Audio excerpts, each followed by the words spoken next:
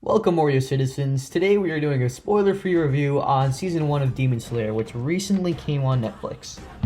To start off, we're going to be talking about the animation. Let me just say, I really it is beautiful. enjoyed It is so beautiful. I really enjoyed the animation in Demon Slayer, and that, for me, that was, like, more enjoyable That was than one the of the plot. best aspects, actually. Yes. Especially when they use the 2D almost 2D effects, Exactly. when they're using their abilities, like the water flowing or like the thunder effects. See, you could see, like, the flow of the swords and everything. Mm-hmm. And it shows it in the intro. And the CGI, oh my god, that final episode, that CGI for the final episode was amazing. Honestly, I was surprised of the quality of the CGI. Like at first, CGI is not really my thing, especially in anime. It honestly surprised me of how good it was and how well it flowed. I appreciate the effort this studio did on Demon Slayer. Like, they put a lot of effort in this, and I just love it. I just love it. And plus the style, it was very unique to me at least. But the sharp outlines and the what do you call it? The colors that were present. And you can see it just seemed very different. The facial expressions. This plays into the other next topic, but there were some comedic episodes. Like, the facial expressions were really funny. Thing that I noticed is the eyes. The eyes were really well done. You notice each individual character's eyes are different. Yeah. Helps characterize them. It's just beautifully done. It's really good to look at. What I feel, sometimes I feel the comedy's too much in this show. You can see some of the scenes are meant to be comedic, like the transition scenes, which show weird expressions from the characters, kind of like in manga form. And not everybody finds it funny, and to be honest, it did I did feel some tonal whiplash at moments. It did work well. The characters were some of the characters were characterized through the comedy, which I found neat. These characters are actually very well fleshed out. Tanjiro, the main character, his backstory you get in the first few episodes, and it's always scattered in the each episode. And there's this one certain arc, really, it shows his backstory. It further explains it. It gives more context, and I just love that arc. Right. The characters were really well done. Tanjiro, in my personal opinion, he's a little bit above, sure, he has aspects of the typical shonen protagonist where it's I will never give up, but he just kind of he had that charm to him. He's pure hearted. And the other characters were just especially Zenitsu, he's just a joy to watch. Let's see.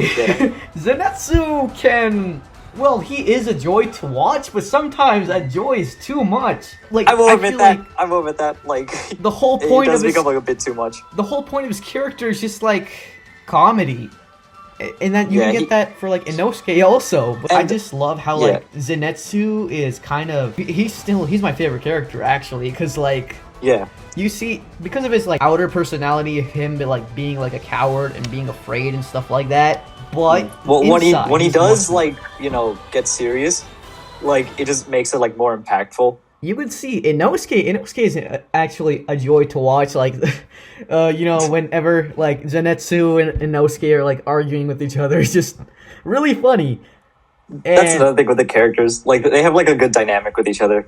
Yeah, which I do love. Fun to see them all interact with each other. And Inosuke, he's kind of the complete opposite of Zenitsu, where he's overconfident and such. And that kind of plays into his character. One criticism I do have is that, again, just with Tanjiro, a lot of the characters fall into this archetype that we've seen before, that the cowardly friend, comic relief, the strong guy, the protagonist. You feel they're always in character. Can they change for once? And they do develop. It is just the first season. Other characters, Rohan's actually in it. Yeah. Yeah, Rohan's voice actor is in Demon Slayer as Giyuu Tomoki. Even the side characters, they intrigue you. You'll find later on, one of the mentor characters.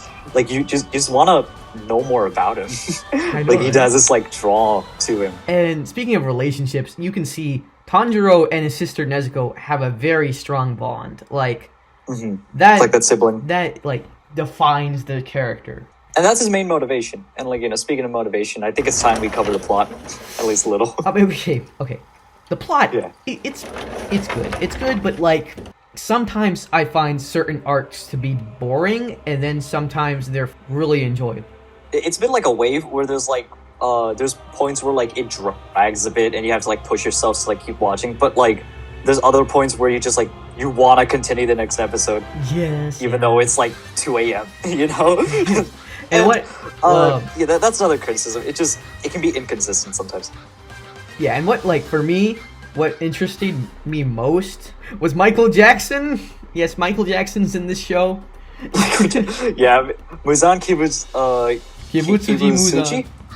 Yeah, Yes. Kibutsuji is the main villain, and as everybody has noticed, he's dressed like Michael Jackson From Smooth with Criminal. a very, very strong resemblance. Yeah, the plot can be boring at times. Like, it's not the best plot, but it is still pretty good plot. Like, it's not the type of TV show you would like finish in one weekend. It's just like watching each episode. That'd be good. Now, like, there's I just love the unique, different demons there are. Like, there's a certain like with their different like they have their own power system. Like, it's got that like monster of the week kind of aspect to it, where it's like, oh, here's a new villain. He has a different power that you haven't seen before. Let's see what it's about. And the powers get really creative. Like, some of them aren't like what you typically like see in this like kind of format. Even though they're like demons, they still have stories behind them, and it's just very interesting to see these demons' stories. Like, they're characterized stories. Sometimes you feel like remorseful for the demons, even though they're like evil. Overall, I would, for animation, what would you rank this, FT? Honestly, 9.5 out of 10. Nice. I put a solid 9 out of 10.